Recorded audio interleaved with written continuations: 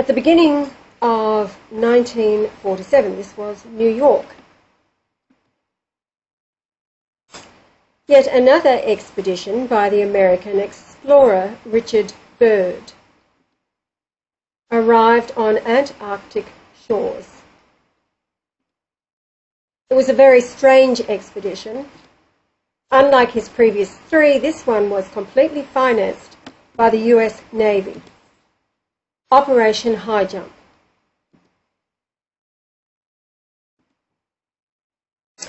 Now, this report comes from all Russian Navy scientists, etc., telling the story of what happened during the years throughout the Third Reich and the exploration of the Antarctic.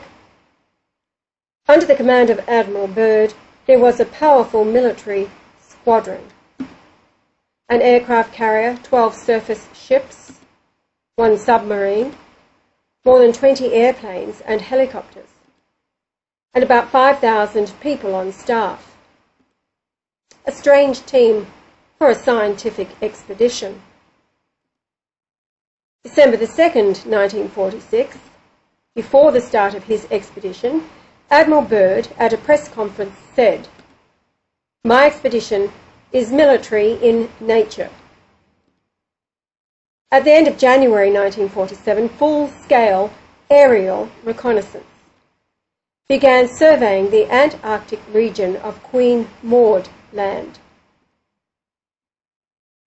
Now, quoting from Acts 17:24, "God that made the world and all things therein, seeing that he is Lord of heaven and earth, dwelleth not in temples made with hands." The German people were very Jesus-loving people. In one statement, Hitler said, "You cannot be a German and Christian, as God is within the German people," a reference to his understanding the Christian churches had been usurped by the Jewish Talmud. He required a Germany that was focused on the present. The mind of the German, he said, had to be focused on the here and now, on the earth. And he was so right. In Isaiah 63, quoting, "And I will tread down the people in mine anger and make them drunk in my fury, and I will bring down their strength to the earth." Now, the strength of mankind, of course, is their mind. So the Lord himself is saying, "I will bring it back down to the earth, out of the heavenly realm, where people are so focused, back to earth to get things done." This is Hitler. He was dedicated to Jesus in the true meaning of Jesus dying on the cross at the hand of the demonic who had by then dominated the Western Christian world. He believed the ancient gigantic monuments were angelic built, and as such wanted to discover the secrets of creation and build the 1,000-year reign of Christ. His noble efforts were rewarded by the discoveries the Germans had uncovered. The German people was and are the chosen race, and is why the Allies burned alive 25 million civilians in firebombing even today, anything suggesting this is immediately removed by the Zionists, the devil in the so-called Christian world. When he took back Austria, he immediately obtained the spear allegedly used to pierce the heart of Jesus and actively searched for the legendary Holy Grail. The Holy Grail means holy blood genetically and associated with divine wisdom. He saw this as being the holy blood of Germany, and armed with these holy ideals was allowed by the angels, the watchers, to enter their domain of Antarctica. With an analysis of ancient knowledge brought incredible results. This was the belief. For the Grail Cup isn't just a symbol of ancient knowledge, but also a centuries-old moral code. In Antarctic, Germany was shown wonders by the angels. The Germans described it as paradise on earth. As the war drew to an end, the Americans were able to seize the secret documents of advanced technology which mystified the Allies. Likewise, Russia seized documents, and they, like the Americans, rounded up as many German scientists they could find. But most of the top scientists had escaped. 100 submarines were unaccounted for, and where did they flee to? Antarctica. How many trips did they make until they vanished? The angels informed them the souls who died in Germany would reincarnate as saints after his second coming, and Christ would liberate Germany from the Zionists and introduce the plans of Hitler. They had to await the Christ, reborn on January the 11th, 1944 in Australia.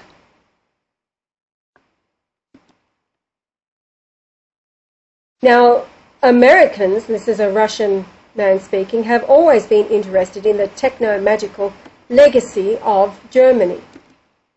Suddenly, the inexplicable occurs. The expedition, designed to last 6 months, is quickly aborted after 2 months, leaving the Antarctic coast deserted.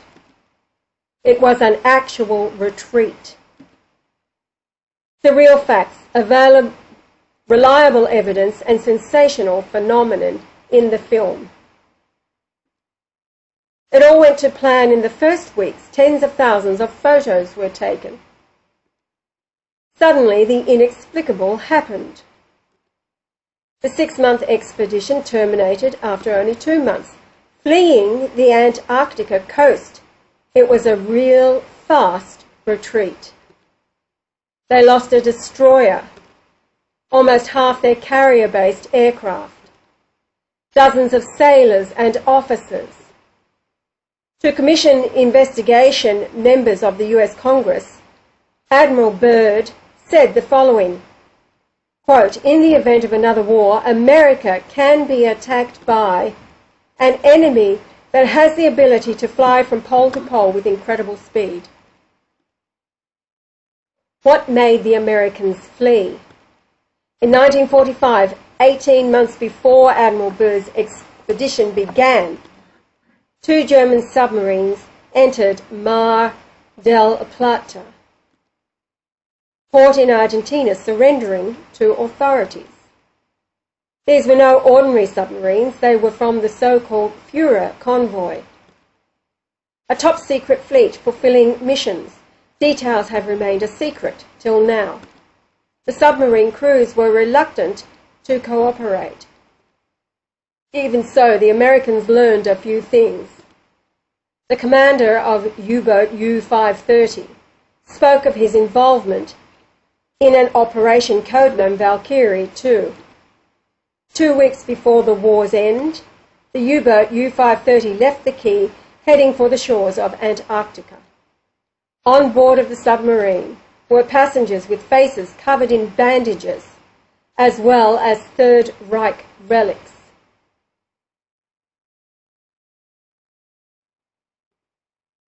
The commander of another U-boat, U-977, Heinz Schaffer, later testified that he followed the same route.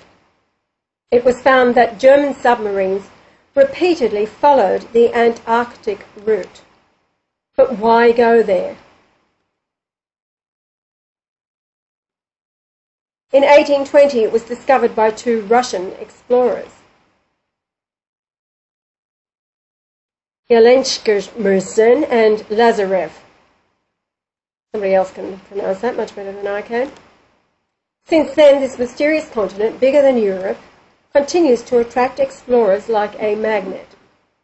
However, the 10-metre high sheer icy shores made the continent impregnable for many years. For almost a century, Antarctica remained unknown. Only coastlines were marked on the map. Suddenly, this distant and useless icy continent aroused a strange interest in the Germans. Large funds were allocated for Antarctic study. 2 research expeditions were arranged. This happened just before the war was due to start. In January 1939, 2 catapult-controlled airplanes, the Passat and Boreas, took off from the deck of the Schwabenland. They began patrolling Queen Maud Land, managed to secure for the Third Reich territory the size of Germany. New Swabia. In April 1939, the experienced polar explorer, Captain Alfred Reacher, I've completed the mission entrusted to me by Air Marshal Goering. For the first time, German aircraft flew over the Antarctic continent. This unusual mission then passed to the Führer's sea wolves, the U-boats. Later, Karl Donitz let slip a strange phrase. My submariners have found a true paradise on Earth. In 1943, at the peak of the war with Russia, Grand Admiral, at the other end of the Earth, we've made an impregnable citadel for our Führer. Back then, the Grand Admiral of the German Naval Fleet's words. Today we can only hypothesize what the Grand Admiral meant. Recently, huge underground lakes were found a kilometre deep under the ice. The lake's temperature is 18 degrees Celsius. Located above the water's surface are dome-like vaults filled with warm air. It's possible that from these heated lakes, a constant river of warm water flows into the ocean. These warm rivers may have formed large underground ice tunnels, perfect for the construction of secret bases. From the ocean's edge, any submarine could easily pass under the coastal ice into the tunnels, immune from storms and polar cold. At the start of 1939, regular trips were made between Antarctica and Germany in a specially equipped and modified research vessel named the Swabia, but were shocked to find thousands of highly qualified Third Reich specialists had vanished and weren't listed as dead. Over 100 submarines had also vanished. The famous polar explorer and admiral of the US Navy, Richard Byrd, received the order to destroy the Nazi base in Antarctica. But things went wrong. The resistance met by the American squadron even now raises many questions. Admiral Byrd not only reported fighter jets with incredible capacities to Washington, he also discussed an attack on the expedition by strange flying saucers. They emerged from the water at high speed, causing heavy damage to the expedition. On February 26, 1947, a battle took place, which is described by a member of the expedition, an experienced pilot called John Syrison. They flew vertically out of the water in a fury, slipping between the masts of the ships with such speed that the air flow perturbed and dislodged the radio antenna. The two Corsair from the Casablanca were slain by some kind of mysterious ray, shot from the nose section of the flying saucers. They then dived into the water near the ships. At the time I was on the Casablanca's deck and saw it as you now see me. I didn't understand these objects were silent as they floated between ships. Like a satanic beast, spitting deadly fire. Suddenly I saw the destroyer, Murdoch, which was about 120 feet away.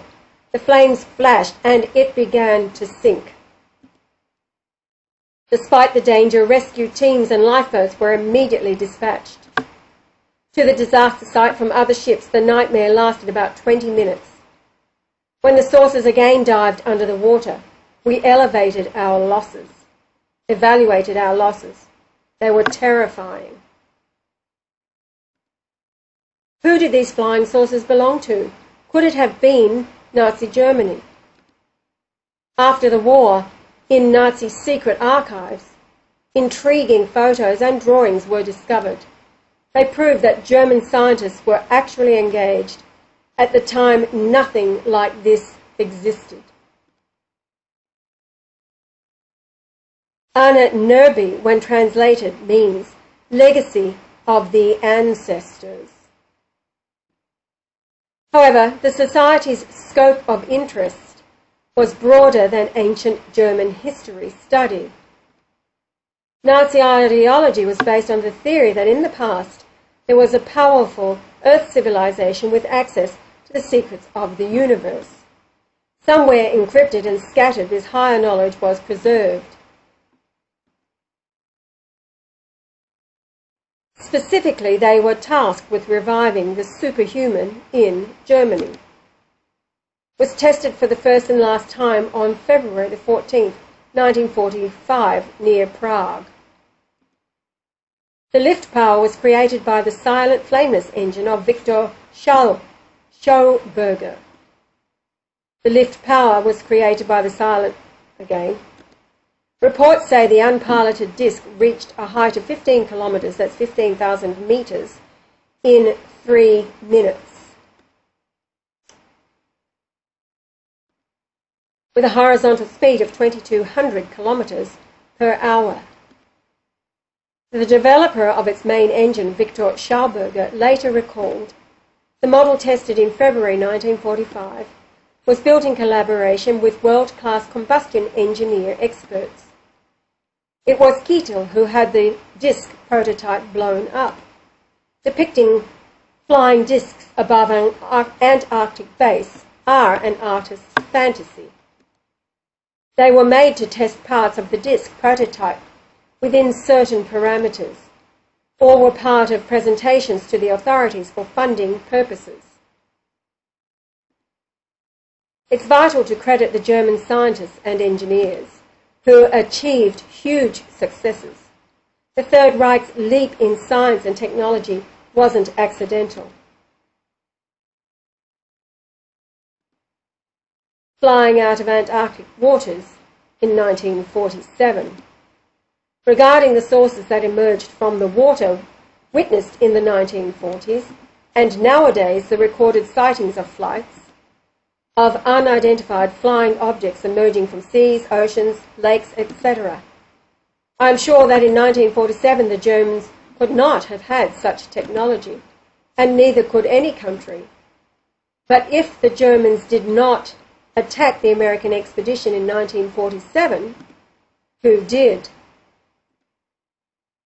Emerging out of the water, shining saucers, spheres, cigar-like objects, with an analysis of ancient knowledge, brought incredible results. However, the defeat the Nazis suffered was not accidental. In the polar and surrounding areas are not unusual facts. Everywhere, unidentified flying objects are observed.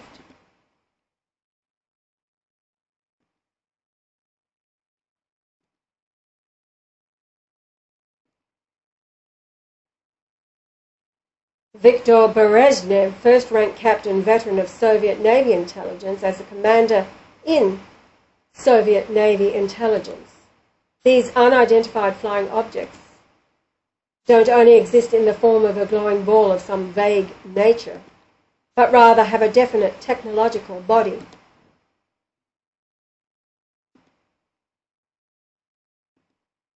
One particular case I am familiar with was where, over the islands of South Georgia, very strange flying objects were observed. Emerging from beneath the waters, fishermen saw an object, as it is shown here on these pictures. Despite the strong wind, the object remained static for a long time. Clearly, it wasn't a cloud. At night, this triangle not only shone, but lights were at the I'll go back to that. But lights, and then at the end of 1942, a lightly armed flying disc took to the air. It's alleged that before the war's end, 17 types of flying discs were made. The Germans wanted to use them as spying devices. The generals who took part in the Battle of Kursk, and two Soviet Union heroes I knew personally, a pilot and a tank commando, described to me what they saw, a disc hung in the sky during the Kursk battle. What was it? They did not know. Neither the Russians nor Germans recognized it. The saucer wasn't made by us, I assure you. Among these disc drawings and photos is a saucer identified as the Hornibu. Anna might be able to pronounce that for me. Data on the discs reads like science fiction. According to descriptions, they used an alternative source of energy, the so-called converter of Hans Kohler, which required no fossil fuel. It was even planned to take the Hanobu 3 disc type into space. Hard to believe, who knows? German photo seized by the Russians, 71 metres wide, is now hidden in Antarctica. Here's a trophy photo.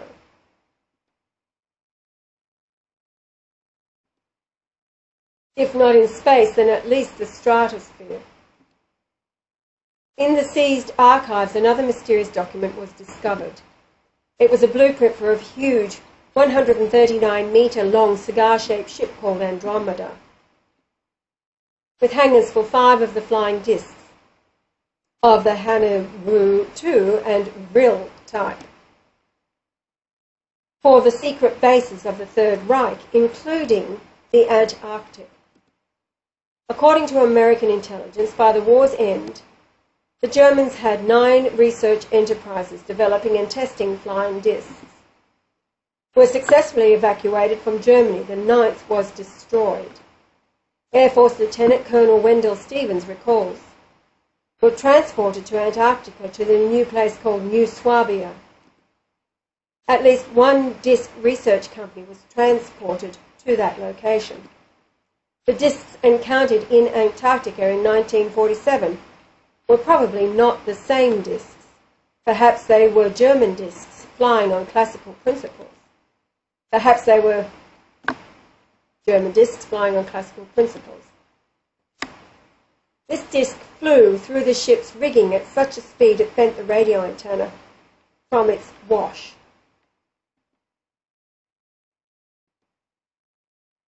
Ones that had already been developed by the Third Reich. A few such prototypes had already been made. Some proved themselves well. And Germany's opponents weren't even close. It is undeniable Germany was accepted into the tunnels under the ice in Antarctica. The USA, when they had discovered the secret designs of the disc, immediately sent a task force of 5,000 men and equipment to Antarctica, only to be met by the Angels, who destroyed them at lightning speed. The demonic West had destroyed Germany by dropping more bombs on Berlin than Germany dropped on England during the whole war. In a very short while, these secrets will be revitalized and Germany will be elevated from the depths of hell once again, as Hitler was able to achieve. He rose to power after he was imprisoned for 5 years for treason against the Zionist regime, where he wrote Mein Kampf. Excuse the spelling on that.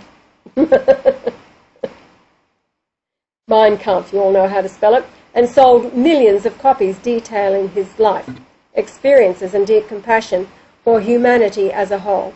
He used the funds to finance his political party. Germany has been completely demonized by the Zionists, which I might add, declared war on Germany weeks after Hitler was elected Chancellor on January 30th, 1933. Germans, not Germans, are extremely intelligent. They were seeking ancient knowledge, sending expeditions worldwide. In Antarctica, they were allowed by the Angels to establish bases in the vast tunnels of ice. On the other hand, when the USA sent an armada under Admiral Byrd intending to last 6 months, the Angels responded with staggering speed and ferocity, destroying much of the fleet in 20 minutes. The question is, why was Germany finally overcome by the devil, the Allies, Christ? The time was too soon, as the demonic world had to run its preordained collision with one man, Yahweh, the Holy Ghost of Jesus. It is today the final hour upon the world, with angels about to reinforce the watcher angels that has been with us for thousands of years. Twice the word watchers are mentioned, confirming they come from a far country. Jeremiah 4:16, quoting, "Make ye mention to the nations, behold, publish against Jerusalem, that watchers come from a far country and give out their voice against the cities of Judah."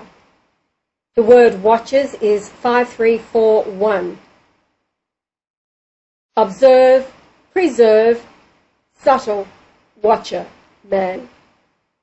Far, 4801, remoteness, that is, a distant place, often from afar, a dwell in, very far country. Far off. Also see 1023. Next, Daniel is interpreting a dream of holy angels, explaining it to Nebuchadnezzar. Daniel 4:17, this matter is by the decree of the watchers and the demand by the word of the holy ones, to the intent that the living may know that the Most High ruleth in the kingdom of men, and giveth it to whomsoever he will, and setteth up over it the basest of men. Holy One, 6922. Corresponding to 6918, Holy One, Saint. 6918 from 6942, Sacred, God by eminence, and Angel, a Holy One. Nebuchadnezzar then laid siege to Jerusalem and captured Zedekiah. His daughters were taken to Tara Island and married into the remnant of the original tribe of Judah, where the royal line continued down to King William I, the Lion King of Scotland, the Christ's ancestor. Daniel 4:3, I saw in the visions of my head upon my bed, and behold, a watcher and an holy one came down from heaven. There's the word watcher again, Hebrew 5894, watcher, an angel, as guardian, watcher. Daniel 4:23, and whereas the king saw a watcher and a holy one coming down from heaven and saying, hew the tree down and destroy it, yet leave the stump of the roots thereof in the earth, even when a band of iron and brass in the tender grass of the field, and let it be wet with the dew of heaven, and let his portion be with the beasts of the field, till 7 times pass over him. A far country means from heaven, as seen with the watchers coming from a far country. This leads as to why Germany was able to delay the Jews until April the 6th, 1943, and January the 11th, 1944, to enable Jesus to come again. I'm going to come back, stop here, and I'll come back continuing.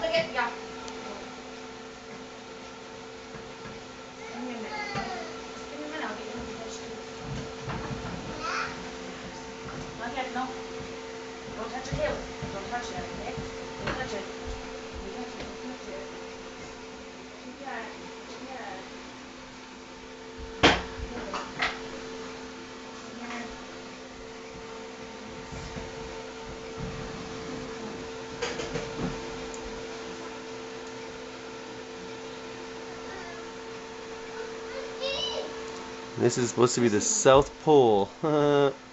That's crazy. Google Earth, South Pole.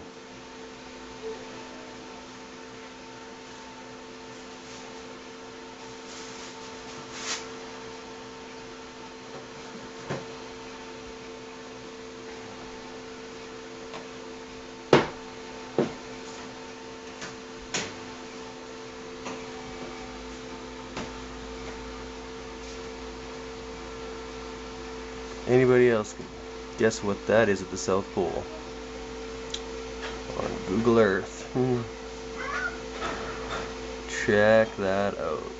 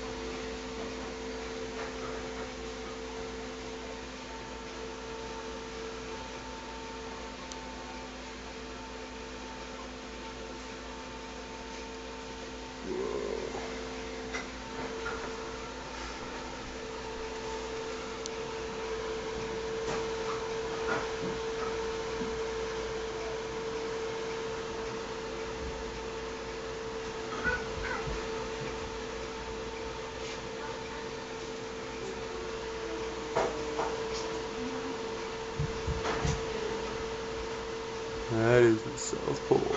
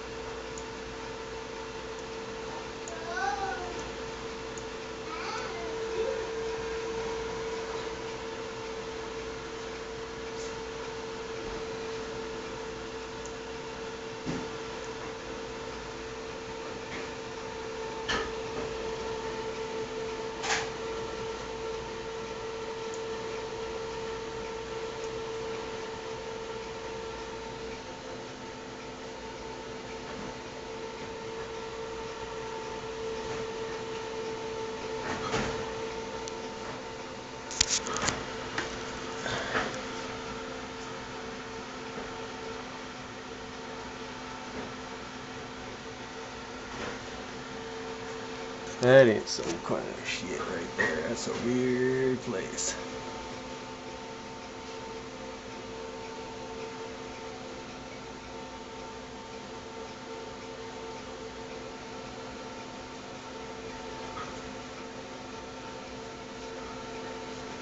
Huh. It's like a castle on the side of a mountain or something.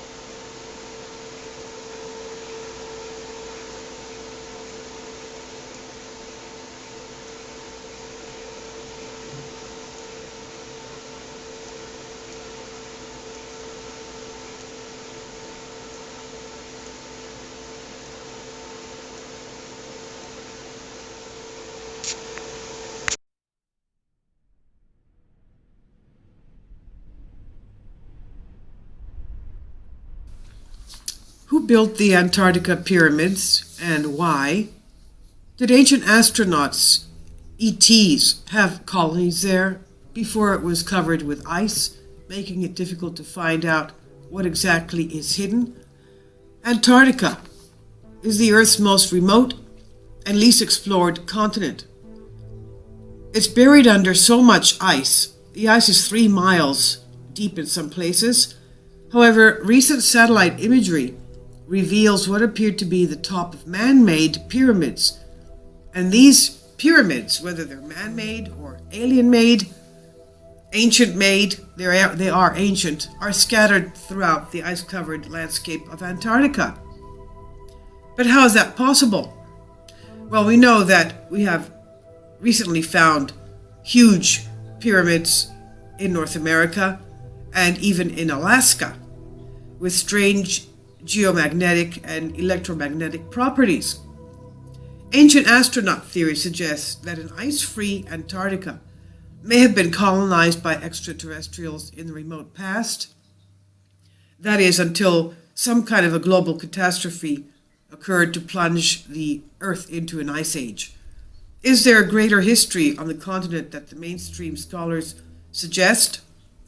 Scientists report strange magnetic anomalies radiating from beneath the ice. The Germans of the Nazi era allegedly made secret expeditions to the continent in order to search for a lost civilization. And government whistleblowers have come forward with claims of strange sightings. Perhaps hidden beneath the ice and the frozen continent lies the truth about our origins, even extraterrestrial origins. It's not just the ancient pyramids that are obvious there. It's also the fact that UFOs have been seen in Antarctica, all the way back from Admiral Byrd's expedition around the Second World War. We even have UFOs showing up in the Arctic in the Northern Hemisphere. This is an original scan photo of a submarine USS Tripanje taking pictures of a UFO around the North Pole area, the North Atlantic. And they don't know where these things are coming from. They're coming up from under the ocean, taking off at incredible speeds towards any location they wish. These are speeds that are not yet obtainable by human technology that we have up to date. UFO sightings in Antarctica are believed to involve alien flying craft around its old pyramid bases in Antarctica. So they're called UFO pyramids. Enthusiasts say that these remote landmasses, up to 3 miles of ice, buried various mysteries, of course, and conspiracy theories say aliens lived in an ice-free Antarctica quite a long time ago, possibly before the deluge or the ice age, and many believe so because of the significant number of strange, mysterious activities surrounding these icy land masses. Some videos have been featuring alleged man-made ancient pyramids. Researchers discovered strange magnetic anomalies beneath the Antarctica ice. These unknown signals increase speculations that the Antarctica continent holds signs or even old life itself. And there were rumors that top officials and the Nazis knew that aliens made these old pyramids. Now, we have recently put up a video concerning strange, high-pitched, eerie, metallic signals, screeching signals from Canada's north. Nobody knows what this is. It's coming from a lake, and conspiracy theorists believe it is some kind of a signal from a UFO. So these similar signals have been heard in the Antarctic. Now, aside from these pyramid bases in the Antarctic, other apparent signs of aliens are several UFO sightings reported around the area. Some researchers believe these sightings could be aliens visiting their ancient bases. Of course, these are all hypotheses because nobody knows who these people flying the UFOs are or controlling these. They could be drone UFOs. Nobody knows where they're coming from, what their aim is, how long they've been there. So the image that made the rounds on the internet shows evidence of military presence as tanks that seem to guard an alien crash site that can be revealed in a zoomed-in image.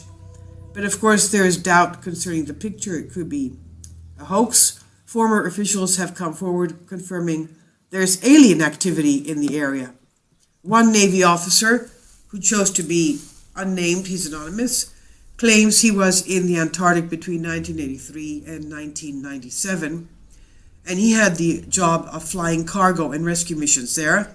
This officer said that he saw some UFOs during his flights. But the greatest controversy was those researchers that went missing.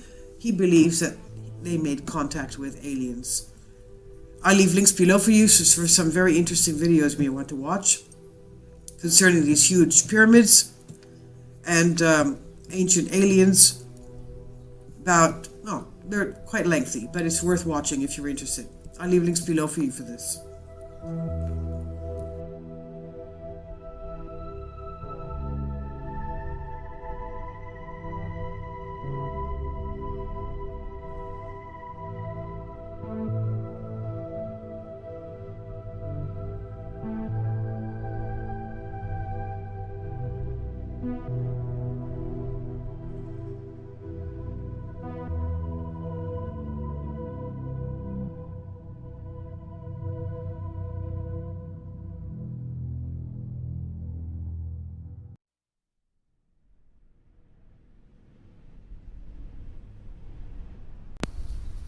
Secrecy and mysteries challenged the official history of Antarctica. In the late 1940s, 1946, Admiral Richard E. Byrd led troops from the US, Britain, and Australia on a mission to Antarctica called Operation High Jump. This mission involved 4,700 soldiers, 13 ships, and 33 aircraft in what was officially called a research expedition. The part of the story that is seldom told outside of official circles is what Admiral Byrd encountered there. While conventional knowledge of World War II states that Germany was defeated in Europe, which is true, little is often said about the Nazi escape south to their bases in Antarctica. While the Allied powers won World War II on the ground in Europe due to their industrial might, the Nazis had far more advanced technology, and many members of Hitler's regime reportedly fled to the icy continent of Antarctica after the war. It's highly likely Operation High Jump was a military operation to engage these enemy forces and was apparently unsuccessful, as Admiral Byrd and his battle group suffered heavy losses and retreated to South America. A Chilean newspaper, the El Murico, ran an article detailing Operation High Jump on March 5, 1947, where Admiral Byrd stated in an interview, quote, "It is necessary for the U.S. to take defensive actions against enemy air fighters which come from the polar regions. America could be attacked by fighters that are able to fly from one pole to the other with incredible speed." End quote. German secret societies, such as the Thule and the Vril, are believed to already have had access to electrogravitic or anti-gravitic technologies and had created what is known as the Bell craft, named after its bell-like shape. These craft, with their advanced propulsion systems, are thought to have been effective in neutralizing the 13 ships in the battle group. In the years after World War II, many Nazi scientists immigrated into America to work within the medicine, aerospace, and intelligence corporations. This situation makes one wonder if American hands were essentially forced to accept these refugees. And most of them, of course, worked for NASA. One of them was Werner von Braun. The world then entered the Cold War years, but the mystery surrounding Antarctica still persists to the present day. In 1959, the Antarctica Treaty was signed by 12 nations, including Argentina, Chile, the UK, the US, and the Soviet Union, who had scientists operating in and around Antarctica. Fast forwarding nearly 60 years, another Antarctic protection deal was recently ratified in October 2016, this time signed by 24 different nations, along with the European Union. This set aside the largest marine conservation area in the world. Now, the question is, why are America, China, and Russia cooperating on the preservation of the wildest regions of the planet when so many of their current policies are producing increased enmity and tension, and the rest of the world has become an expendable war zone? At the same time, there has been a rise in reporting on events in Antarctica, albeit mostly from tabloid journals. On November 21st, an article in The Sun reported on, quote, mysterious new pyramids, end quote, found buried in the icy continent of Antarctica, largely discussing a video showing Google Earth images detailing geometric pyramidal structures in the icy tundra. Another article, this time in the Express, also detailed these pyramid structures while outlining scientific evidence supporting the theory that Antarctica used to harbor vegetation and life. And lastly, the Daily Star published an article also describing how an ancient civilization would have been possible due to the scientific discoveries that Antarctica was possibly ice-free in the past, also touching on the intriguing Piri Reis map, a 500-year-old document showing Antarctica on it centuries before the official discovery of the icy continent. In other words, the Western world didn't even know that a continent existed there. Oddly enough, several significant figures have recently traveled to the Antarctic region in recent months, and under very mysterious or vaguely defined circumstances. For example, during the election, the US election, Secretary of State John Kerry flew down to Antarctica to study, quote-unquote, global warming. Also, former astronaut Buzz Aldrin also visited in recent weeks Antarctica and was forced to cut his journey due to a sudden medical emergency.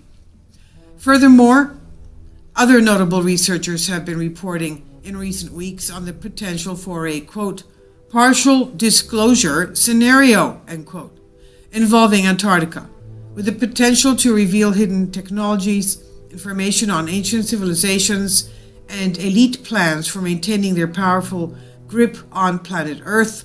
However, such speculation is above and beyond what we can actually prove at this point.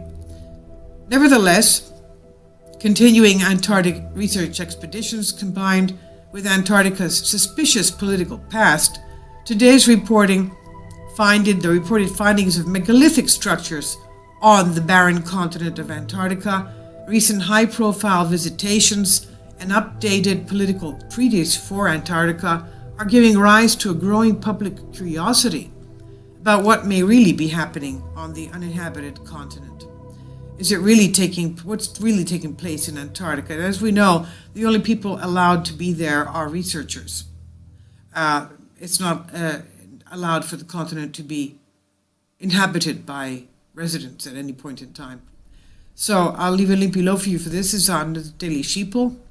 And I'll also leave a link on yesterday's post, my video concerning the Antarctica pyramids.